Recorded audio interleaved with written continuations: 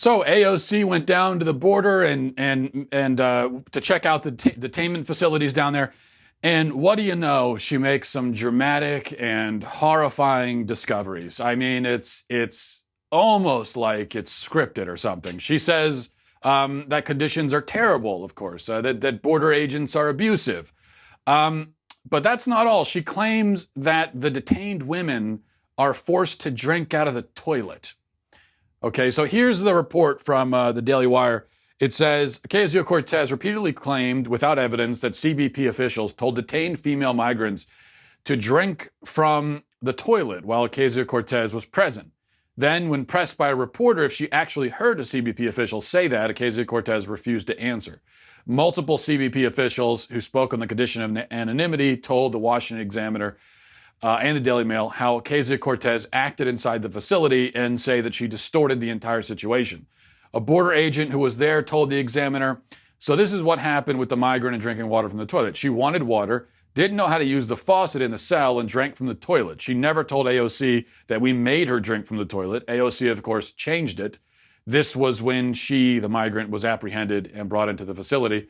An editor for the Daily Mail, David Martosco, tweeted out a photo from inside a CBP detention that showed a toilet that was connected to a sink that states potable water.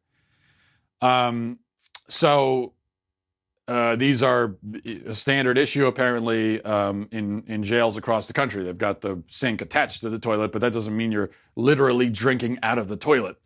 A witness who was at the facility described Ocasio-Cortez's behavior towards CBP officials as being threatening, saying that she was crying and screaming and yelling.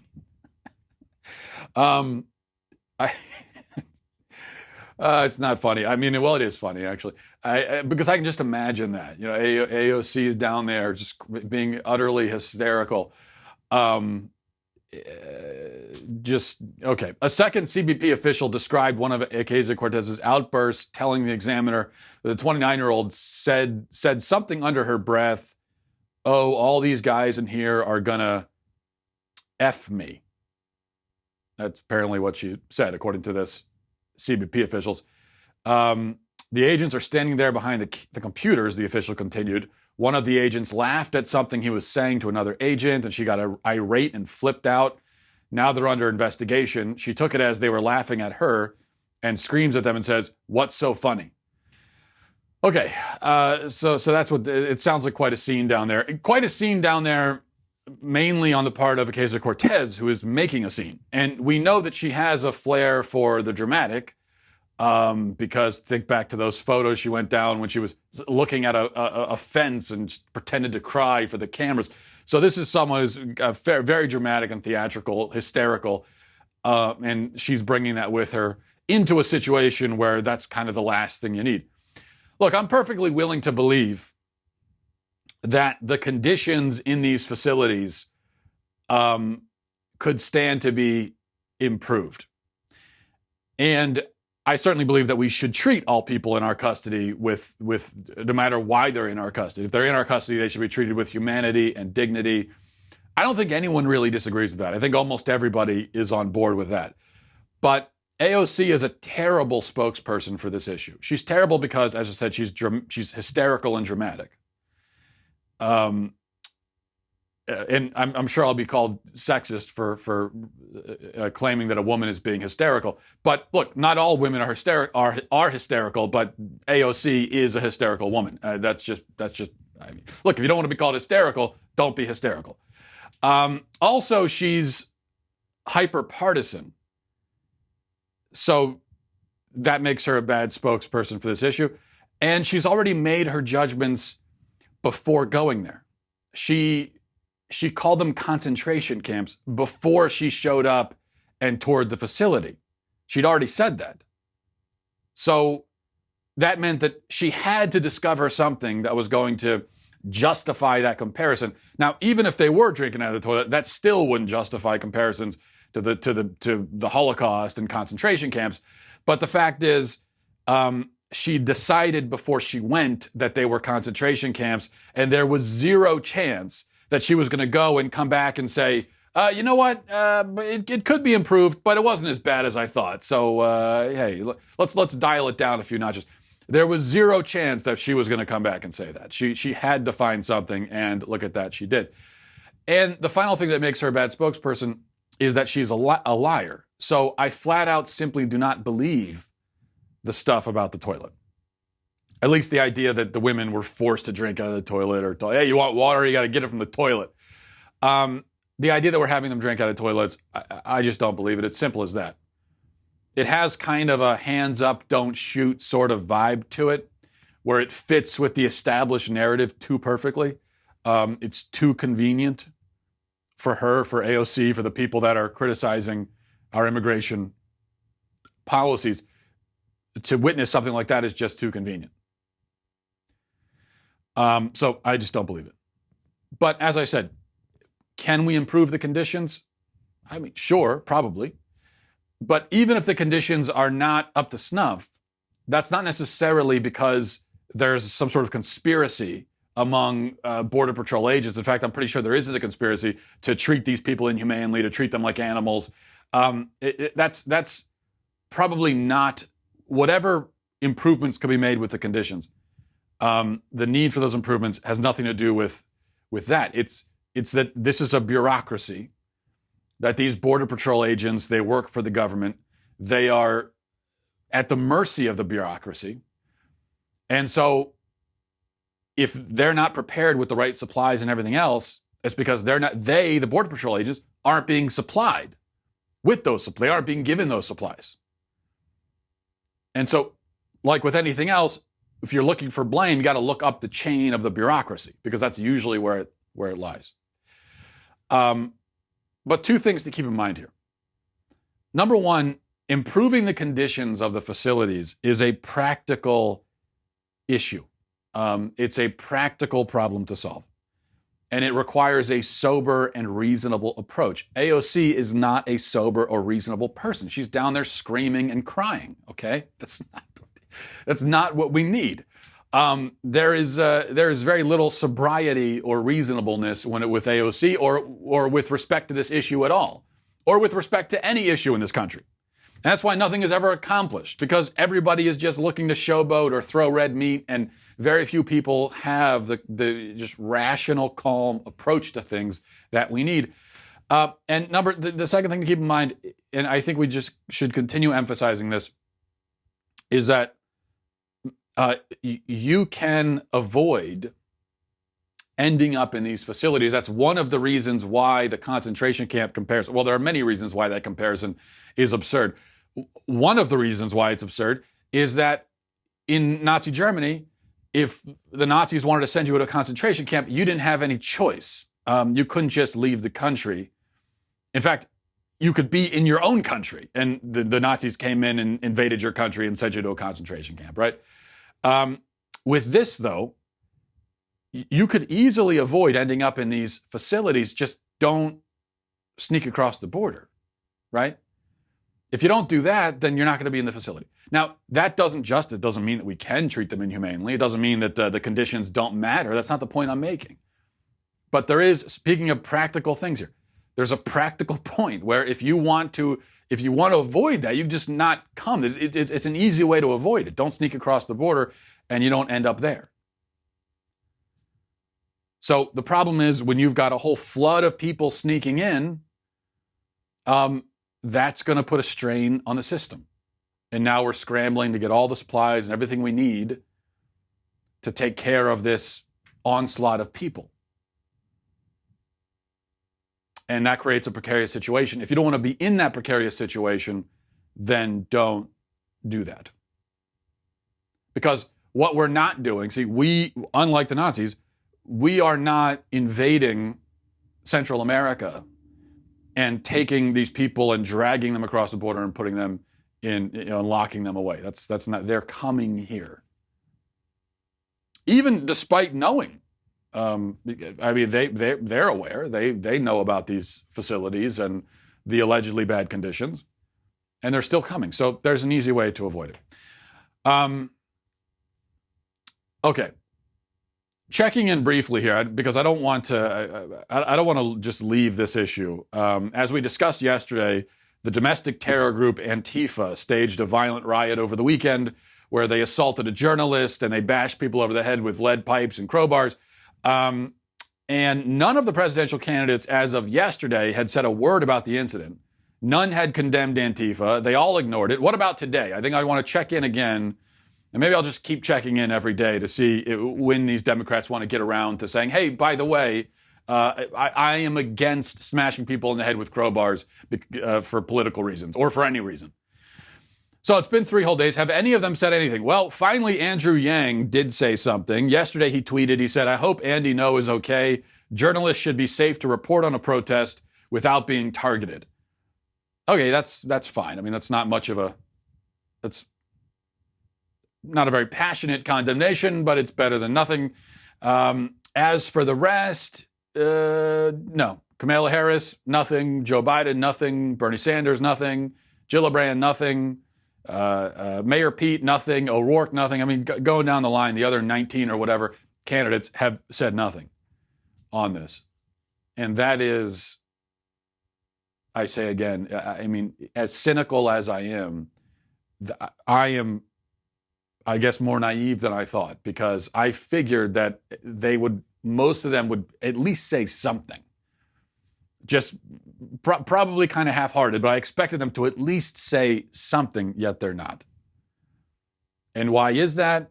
It's important for us to realize.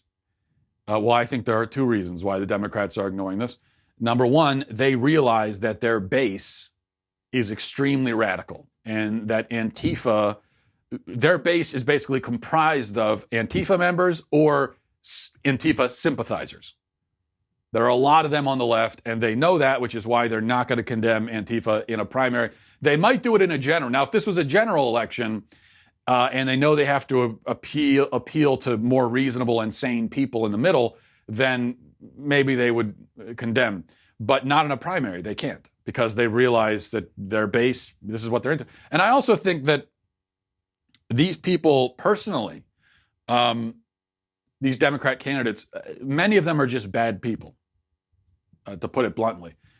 And I think that they would love it if they could take a crowbar and smash the heads of conservatives or their political opponents, whoever they want.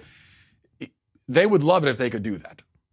But they can't. So instead, they just kind of stand on the sideline and smile quietly while other people do it. I think that's part of the reason. Now, maybe that's unfair. Maybe that's not true. But the thing is, when you refuse to condemn this kind of violence, this kind of behavior, the rest of us are left only to speculate as to the reasons why you're silent and how you really feel about it. If you want to put those thoughts to rest, you want to put the speculations to rest, you could just come out and say, look, I condemn this, it's horrible, it's terrible, Antifa should be shut down.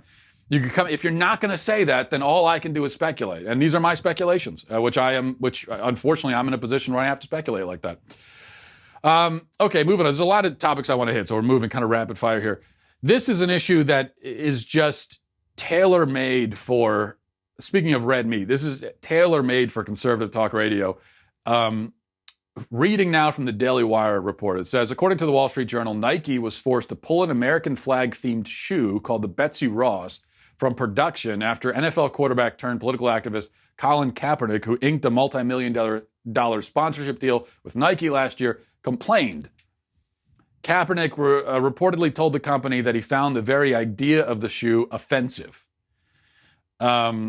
Later on, it says the shoe shipped out to retailers this week, but Nike quickly recalled the shoe and demanded retailers return their stock, leaving customers confused. The shoe isn't available for sale on the brand's website, and a statement from Nike said only that the company decided against releasing the sneaker because it featured an old version of the American flag. Let's see here. Turns out Nike was responding to a request from Kaepernick himself, who saw the shoe online and complained directly to Nike's top brass.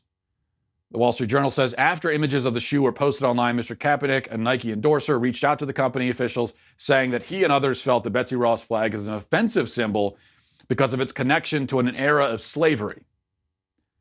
Some users on social media responded to posts about the shoe with similar concerns. I never got too bent out of shape about the kneeling thing. I was never really into that whole controversy. And I was very happy when it basically ended. Not because I was all that offended by the kneeling, but just I was so sick of the topic. And it went on for way too long. So I never cared much about that. And as far as I'm concerned, as I pointed out many times, kneeling is a sign of respect. Kneeling is a sign of submission and respect. So, in fact, if anything, if you kneel in front of the flag, you're being, not only are you being you're being too reverent. It's almost idol worship to kneel to the flag, right? So now I know that they didn't mean it that way. That wasn't the message they were trying to send. But as far as I'm concerned, that is what it means to kneel in front of something. And so if they want to do that, let them do it. That was my thought on it. This, though, is something else. That Nike would bend to the demands of, first you have Kaepernick being offended by a flag. Because here's the thing, we were told, I know it's ancient history now, but thinking back to when that whole controversy was happening, what we were told was that this protest was not really about the flag. They weren't protesting the flag. They weren't disrespecting the flag itself, right? They were, it was about police brutality, at least originally. And then it morphed into who knows what. It became this ambiguous kind of thing, really just a trend. But originally, Kaepernick said this is about police brutality. It's not about disrespecting the flag. It's about sending a message about this particular issue. Well, apparently it was about the flag the whole time. Because here he is offended by a flag. This isn't about police brutality. This is just, he doesn't like the flag. He thinks the flag itself represents slavery. Which means, by the way, that the flag of almost every country in the world, any country that's been around for 200 or more years, by this logic, all of their flags represent slavery. Because they all had slavery, all of them, if they've been around that long. So by that logic, many flags, most of the flags of the country flags on earth are offensive and represent slavery by that logic. But of course, we only single out America for this. When talking about slavery, we single out America. Somehow slavery is a unique American sin, even though it was an institution that lasted for thousands of years across the entire world, and that every race and ethnicity, and they all practice it, right? Be that as it may, I think this finally reveals what most of us realized all along, that this really is an anti-American thing. This is an anti-flag thing. And finally, Kaepernick is coming out and admitting it. Okay, before we get to emails, I wanted to mention one other thing. This is an issue that may not be important to you, but it's something that ticks me off, so I'm going to rant about it for 6 hours. There's this girl, a young girl, 8 years old, who you've probably seen her online. She's achieved some measure of viral fame because of these parody videos she does where she makes fun of AOC. Her name, the girl's name on the internet now, is Mini AOC. And these videos are very popular. Conservatives love them. Yesterday, her Twitter account posted these pictures. Look at these, mocking the staged photo op that AOC did down on the border last year. And here's the tweet that the account sent out with the little girl pretending to be AOC. Now, I mocked those photos also. They are hilariously mockable. And AOC herself provides constant fodder for parody and mockery. So I get it. I get the humor. But I also have to tell you, I really hate this. I hate this kind of thing so much. I really, really hate it. I hate when people use their kids for this kind of thing. What's happening here is that this young girl is being used by her mother for money and attention. That's what's happening. And I can't stress enough how much I hate it. Even though and I made this point yesterday online, and many conservatives say, lighten up, it's great, it's great fun. Even though none of them would be saying, if this was a girl same situation, but she's mocking Trump, then all those, none of them would be saying, oh, lighten up. They'd all be agreeing with me. So it's that thing. Everybody has these double standards now. We all know that we have them. But I hate it no matter the politics, no matter whose side it is. It doesn't matter. I hate bringing kids into this kind of thing. By the way, if you go to Mini AOC's Twitter account, there's information right in the bio there to contact her for bookings. Bookings for what? Her mom is contracting her out to go and I don't do what exactly? I'm not sure. What, to do this 8-year-old girl's going to do some hilarious political stand-up comedy? Yeah, I'm sure that's going to be great stuff from an 8-year-old. But that's what I'm talking about. She's it's all great fun. No, she's being used for money and attention and fame. That's what's happening here. Let me tell you something about little kids. I have 3 of them. Our oldest are only a couple of years younger than this girl. So I can speak with some experience here. I guarantee you that no 8-year-old would ever think of something like this themselves. Never. Period. No 8-year-old is watching the news and saying, hey, Mom, let's do a hilarious spoof of that congresswoman from New York. I got some ideas I've been workshopping to do a satire video. That's just not happening, period. It's not happening. So the people saying, oh, it's all in good fun. First of all, how do you know that?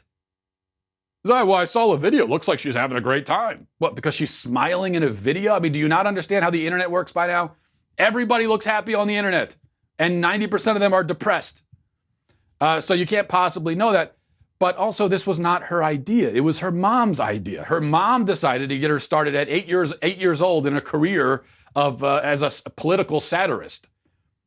That's simply not a hobby that an 8-year-old anywhere on earth would decide on themselves. So her mom is coaching her through all this, giving her the lines. How many takes when she does one of those videos, how many takes do you think it took? How many times do you think, no, do it this way, do it that way, with her mom directing it and posing her and doing all this kind of stuff? And she's 8 years old. She doesn't even understand she doesn't understand satire. Most adults don't even get it. You think an 8-year-old does? Oh, she's real smart, this girl. No, look, I'm sure she's a smart girl.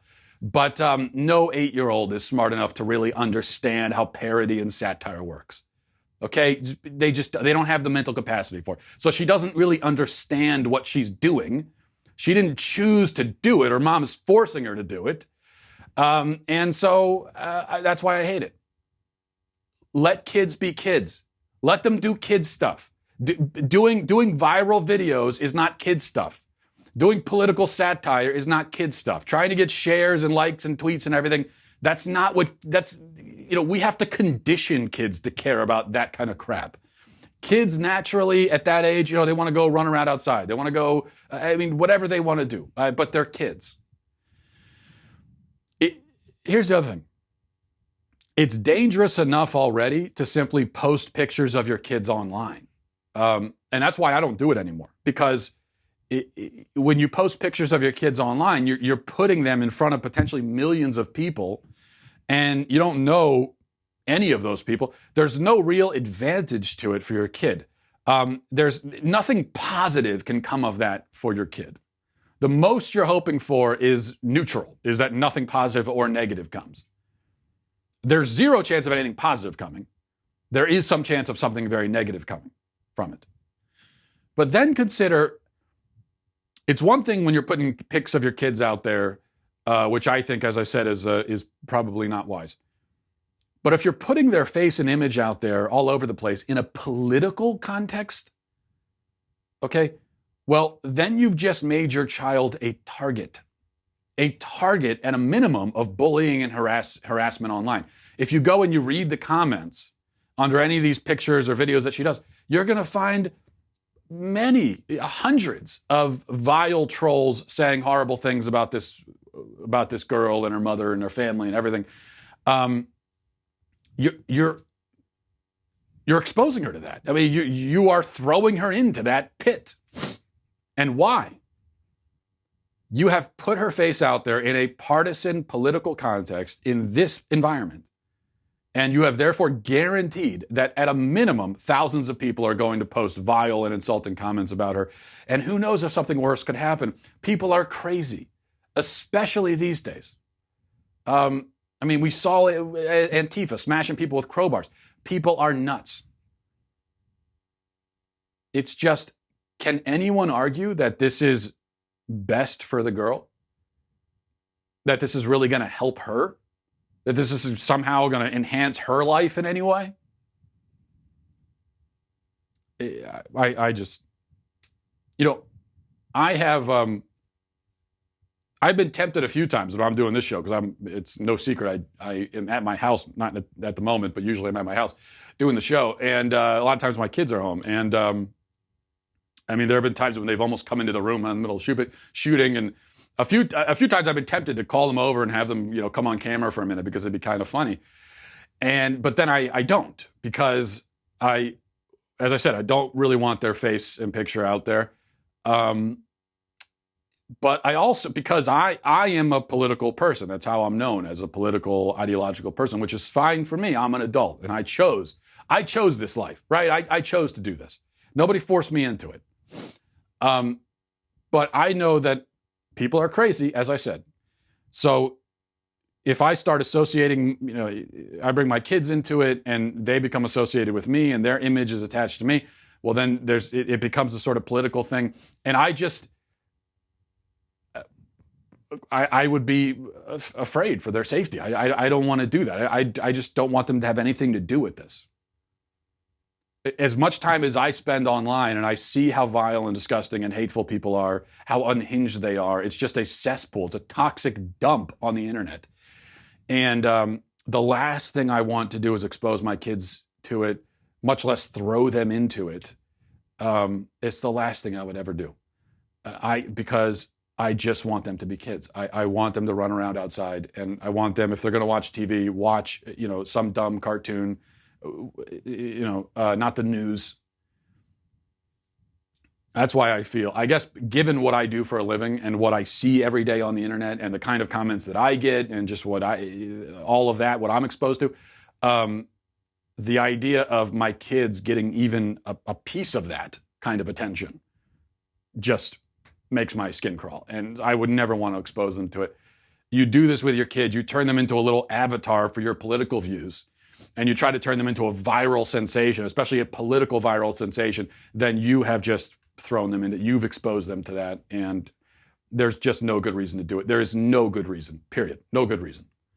So please, people, stop. All right. MattWalshShow@gmail.com. MattWalshShow@gmail.com is the email address. This is from Dustin. Says, Matt, watching one of your older shows, please, for the love of God, never wear that pink and blue plaid short sleeve shirt ever again. It's the ugliest thing I've ever seen. Well, Dustin, you should know by now that the quickest way to get me to do something is to tell me not to do it, because I am essentially a toddler in that way. You tell me not to do it and I'll do it.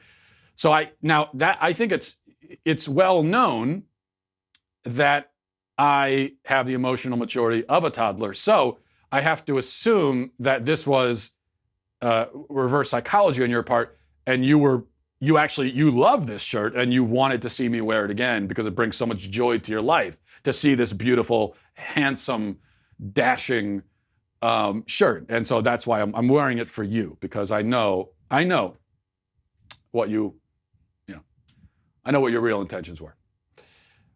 By the way, if you want to buy this shirt, well, I'm not sure where you could buy it. I think my wife bought it for me. My wife buys all my clothes because, again, I am a toddler. From Nick, this is from Nick says, hi, Matt, big fan of the show. I really like hearing your interpretations on religious topics, and I'd like your opinion on this one. You said on your show recently that you were okay with the change in the words of the Lord's Prayer because since it's a translation, there's some wiggle room, so to speak. I agree that from a literal standpoint, in our current language, the Pope's change could make sense. That being said, as a member of the Greek Orthodox Church, my father and I speak Greek, and I looked at the literal original text of the Lord's Prayer in Matthew, and the literal translation is significantly closer to, and lead us not into temptation, than let us not fall into temptation. I acknowledge that there are some reports that the first version of the Gospel of Matthew was written in Aramaic, but since no text was ever found, the earliest available translation is Greek, and the line in question literally translates to, and introduce us not into temptation. I've double-checked this with my grandfather as well, who was born in Greece and also knows some ancient and Byzantine Greece. Knowing this, can you still defend the Pope's decision? Also, how does him being infallible in matters of Scripture work when it comes to changing the words of Jesus himself? Thanks for all you do. I'm a big fan. To your last question, no, the Pope is not infallible when it comes to translation issues. He could be wrong, and that's what this is. So he could be wrong about a translation. And I take your point about the literal translation and how it's closer to lead us not than let us not fall into. But I still think that the point, the idea, the point, the concept is that we're asking God to protect us from temptation. We are not requesting that he refrain from himself tempting us, because that's not what God does. God is not the tempter. Satan is the tempter. So I think the change in the Lord's Prayer just reflects the point, the concept, the idea that we're all, that is contained in the original prayer. It reflects the point that we're making when we pray that prayer. So that's why I think I'm fine with the change, because I is my point. I don't think it is a change. I think that's what it means. That's what Jesus was conveying. Now, I understand that the Lord's Prayer was passed on to us just in terms of, in the Scripture, just a couple of pages after the scene where Jesus is in the desert being tempted by Satan. And depending on which gospel you're reading, it actually says that Jesus was led into the desert, or even led into the desert by the Holy Spirit to be tempted. And so some people point out that, okay, well, it says Jesus was just led to temptation by the Holy Spirit, and then a few pages later, he's giving us this prayer where we say, don't lead us into temptation. And so there's but I think that's a good argument. It's a good point. And I would take that point as well. But I still think that Satan is even referred to in Scripture as the tempter. That's not how God is referred to. And so at the end of the day, the point is God we're asking for God to protect us from temptation. When you just think about when you feel tempted to commit a sin, whatever the sin might be. Do you think that God is the one tempting you? Do you pray that God will stop tempting you? Or do you pray that God will protect you from this sin, or remove this temptation, which isn't to say that he's the one who placed it on your heart in the first place? I mean, how do you think of it? I think we all think of it as, no, we're asking God to remove this temptation, but we're not saying that God is the one who placed it on our heart to begin with. We don't, in other words, we're not praying, putting the Lord's Prayer aside for a second. When you feel tempted, do you pray, God, stop tempting me? I don't think anyone does, because again, that's not God's MO, so to speak. All right, this is from Christian, says, hi, Matt, love the show. With the assault on No and the various videos you showed, why is the government not getting involved, whether it's city, state, or federal? I heard that particularly in Portland, that the police are not even engaging, but this is clearly not a peaceful protest group. Since the law protects peaceful assembly, not violence, why is there such little action against them? That's for the same reason why there was little action against BLM, the anti-police riots that were going on in cities across the country a few years ago. Remember, the mayor of Baltimore infamously said, while her city was being burned, while stores were being looted, cop cars were being set on fire, bricks were being thrown, people were being assaulted, she got up and said, let's give them space to destroy, direct quote. So it's the same reason. And the reason is, it's always the same boring reason, which is it's ideological and political. The powers that be in these towns are liberal Democrats, and these Antifa members are liberal Democrats. That's the reason. Okay, one more question. This is from Really Cool Guy. I guess that's his Christian name. Interesting name. Hello, dear and fair dictator Matt Walsh. This is 19-year-old Chilean Chris again. I narrated my intellectual journey a couple weeks ago. I have a question about pride that I can't seem to solve myself. You and plenty of conservatives opposed gay pride because you say that people didn't choose to be gay and therefore it's stupid to be proud of being homosexual. So far, I agree. What seems to trouble me a lot, though, is that you do say that you should be proud of being American. Yet most Americans don't choose to be Americans, but they're born into it. How is that not hypocrisy? And in which reasons is it proud to be something? Not sure. I know there must be a reason in front of my face, but I really don't see it. Since you wouldn't support that intellectual inconsistency, I am overwhelmed.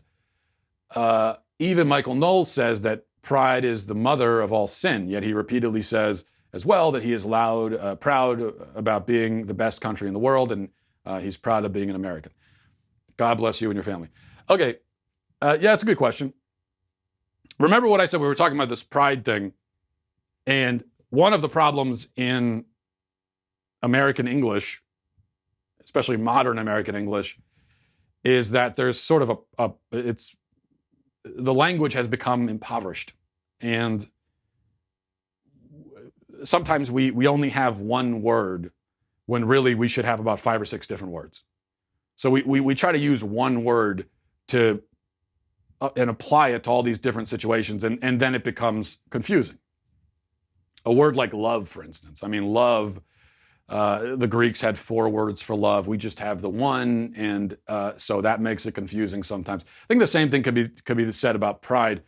The way I look at it is that our pride in being American is a different sort of pride.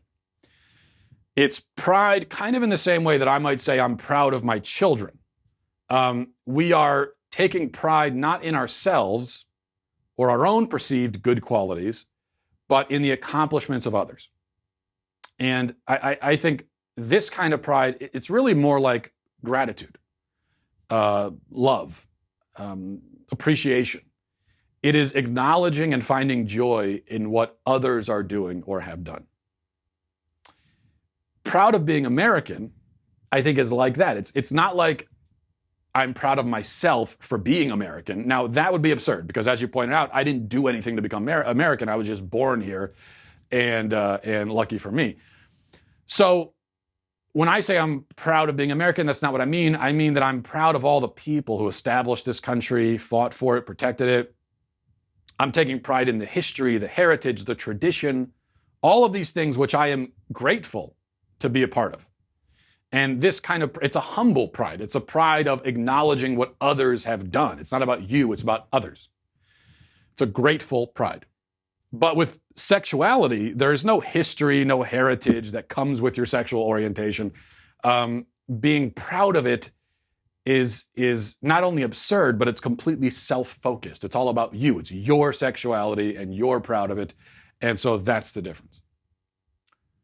And that's why we talk about pride is the mother of sin. We say that the Bible warns against pride. But the Bible isn't saying, oh, you should never tell your son or your daughter that you're proud of them. Of course you should say that. But those are different kinds of, different types of pride. Which is why I would say maybe rather than saying I'm proud of being an American, maybe a better word would be I'm grateful to be an American. I appreciate being an American. I love being an American. I'm humbled to be an American. I mean, all of those words work. And maybe we should use those words instead to differentiate it from the pride that you're talking about here. All right. Thanks for that, though. Thanks for all the questions. Thanks for watching and listening. Godspeed.